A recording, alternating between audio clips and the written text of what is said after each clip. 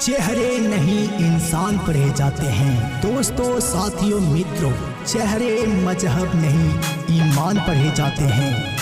नेपाल ही ऐसा देश है जहाँ वीर गोरखाली की गाथा पढ़े जाते हैं।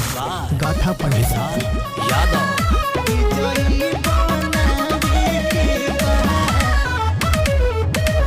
सुनो ये भैया भाभी, सुनो ये चाचा चाची, करी है विकास सगरो, रही ना कमावा बाकी, परतनी पौआ राउर, अपना भुलावे के बा, मनोहर भैया के जितावे के बा, विजयी बनावे के बा,